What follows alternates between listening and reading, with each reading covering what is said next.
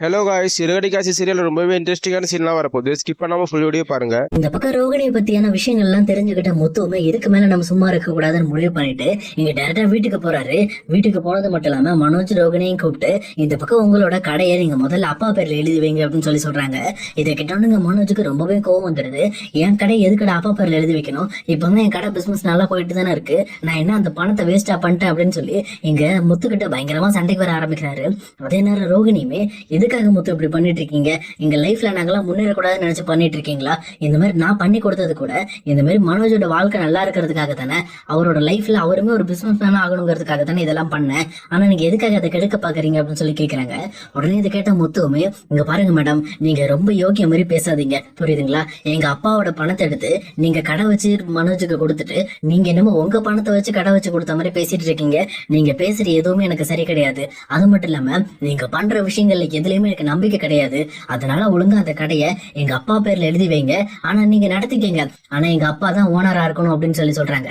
உடனே இதை கேட்டவொடனே இங்க இதுக்கு ஏத்த மாதிரி ரவியுமே, ஆமாண்டா முத்து சொல்றது சரியா தான் இருக்கு, ஆமா மனோஜ் நீ பண்ற எந்த விஷயமும் எங்களுக்கு சரியா பிடிக்கல, நீ முதல்ல அந்த கடையை அப்பா பேர்ல எழுதிவே அப்படின்னு சொல்லி சொல்றாங்க.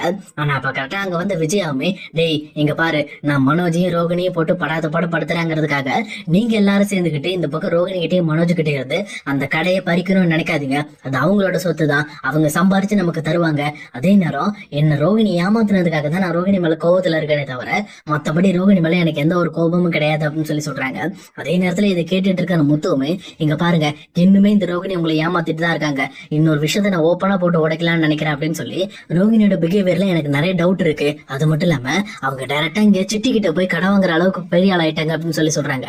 உடனே இதை கேட்டவனு இந்த பக்கம் வந்து விஜயாமே பயங்கரமா ஷாக் ஆயிட்டு, சிட்டி கிட்டியா யாரு அந்த ரவுடி பாயிட்டியா, அந்த ரவுடி பாயிட்டு எதுக்காக ரோகிணி போறா அப்படின்னு சொல்லி கேக்குறப்போ அதெல்லாம் எனக்கு தெரியாது, ஆனா சம்பந்தமே இல்லாம சிட்டி கிட்ட இந்த ரோகிணி கடை வாங்கிட்டு இருக்காங்க. இந்த விஷயம் எனக்கு எப்படி தெரிய வந்துச்சுன்னா இந்த மாதிரி வந்து சத்யா சொல்லிதான் எனக்கு தெரிய வந்துச்சு. அது மட்டும் இல்லாம நான் டைரக்டாவே ஒரு விஷயத்த நான் கவனிச்சேன் அப்படின்னு சொல்லி சொல்றாங்க.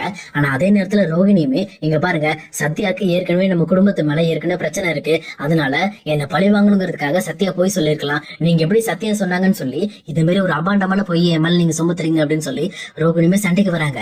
உடனே இதை பார்த்தோன்னு முத்துவுமே, எங்க பாருங்க, சத்யா மட்டும் பார்க்க கிடையாது, நானும் தான் பார்த்தேன். அது மட்டும் இல்லாம இப்போ உங்க கையில 5 லட்சம் ரூபாய் இருக்கு, அது எப்படி வந்துச்சுன்னு எனக்கு தெரியும் அப்படின்னு சொல்லி சொல்றாங்க. இதை கேட்டவனு இந்த பக்கம் பயங்கர ஷாக் ஆயிட்டு ரோகிணியுமே அந்த பேக்கை மறைக்க ஆரம்பிக்கிறாங்க. உடனே இதை பார்த்து விஜயாவுமே, என்னது பேக்கை மறைக்கிற, பேக்ல அப்படி என்ன இருக்கு அப்படின்னு சொல்லி அந்த பேக்கை ஓபன் பண்ணி பார்த்தா தான் தெரியுது அதுலயுமே ஒரு 5 லட்சம் ரூபாய் பணம் இருக்கு. இந்த பணத்தை எடுத்து வெளியில போட்டு இந்த பணம் எப்படி வந்துச்சு அப்படின்னு சொல்லி ரோகிணி கிட்ட கேக்குறாங்க. எங்க ரோகிணியுமே எப்பவும் போல, இல்ல இந்த பணத்தை எனக்கு மாமா தான் அனுப்பிச்சு வச்சாரு அப்படின்னு சொல்லி ஒரு பிட்ட போடுறாங்க.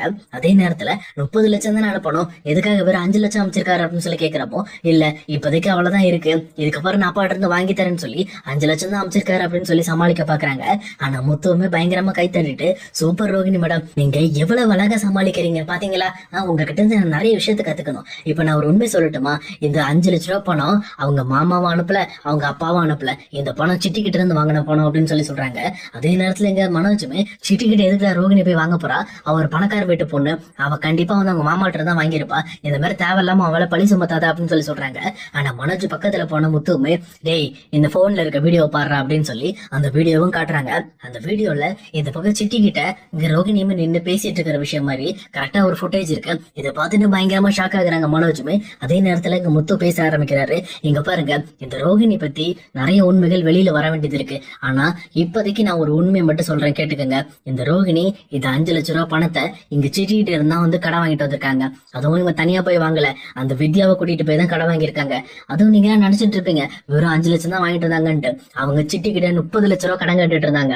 அந்த 30 லட்ச ரூபாய் மட்டும் சிட்டி கொடுத்துருந்தான்னு வச்சுக்கோங்க, இவங்க கடை நம்ம வீடு எல்லாத்தையும் எழுதி வாங்குற வரைக்கும் அவன் ஓயவே மாட்டான், ஏன்னா அவன் அந்த அளவுக்கு மோசமானவன். ஆனா அப்படிப்பட்ட ஆளுகிட்ட இந்த ரோகிணி எதுக்காக போய் கடன் வாங்கணும், எதுக்காக 30 லட்சம் கேட்கணும், அப்ப இவ ஒரு பணக்கார வீட்டு பொண்ணு இல்ல அப்படிங்கிறது இந்த விஷயத்துல இருந்து உங்களுக்கு புரியலையா அப்படின்னு சொல்லி கேக்குறாங்க. உடனே இதெல்லாம் கேட்டுட்டு இருந்த விஜயாவுக்குமே ரொம்பவே கோபம் வந்துருது. உடனே ரோகிணியோட கண்ணத்துல பலார்னு ஒரு அறையை விட்டு, இன்னும் எத்தனை விஷயத்துல நீ ஏமாத்திட்டு இருக்க ரோகிணி, முதல்ல நீ பணக்கார வீட்டு பொண்ணா இல்லையா, எனக்கு அதை சொல்லி ஆகணும் அப்படின்னு சொல்லி சொல்றாங்க. நேரம் ரோகிணியுமே கண்ணத்துல கை வச்சுக்கிட்டு இந்த பக்கம் என்ன பண்றதுன்னு தெரியாம திருன்னு முடிச்சுக்கிட்டு இருக்காங்க. அப்ப இந்த பக்கம் விஜயாவுமே உடனே பார்வதிக்கு கால் பண்ணி, முதல்ல நீ என் வீட்டுக்கு வா அப்படின்னு சொல்லி பார்வதியை கூப்பிடுறாங்க.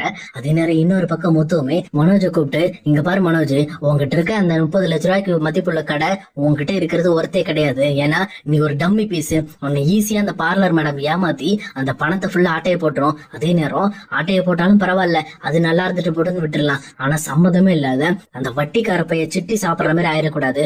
ஒழுங்கா இந்த கடையை அப்பா பேர்ல நீ மாத்தி வைக்கிற, அப்படி இல்லைன்னா நாங்க என்ன பண்ணுவோன்னே தெரியாதுன்னு சொல்லி இந்த பக்கம் ரவியும் முத்தும் சேர்ந்துட்டு இந்த பக்கம் மனோஜை மிரட்டிட்டு இருக்காங்க. இதெல்லாம் பார்த்துட்டு இருக்க விஜயாக்குமே இங்க மண்டையே வெடிக்கிற மாதிரி இருக்கு. இன்னொரு பக்கம் இங்க ரோஹிணிக்குமே எல்லா விஷயமும் வெளியில வர ஆரம்பிச்சிருச்சு. இந்த மாதிரி நான் சிட்டி கிட்ட போன விஷயம் எப்படி இவனுக்கு தெரிய வந்திருக்கும், அதுவும் வீடியோ ஆதாரெல்லாம் எடுத்துட்டு வந்துட்டானே, இதுக்கு மேல என்ன பண்றதுன்னு தெரியலன்னு சொல்லி அவங்களுமே வெளியே பிதிங்க போயிருக்காங்க. இன்னொரு பக்கம் பார்வதியும் வீட்டுக்கு வந்த உடனே என்ன பண்ண போறாங்கன்னு தெரியலன்னு சொல்லி இங்க ரோகிணி ரொம்பவே பயப்பட ஆரம்பிக்கிறாங்க.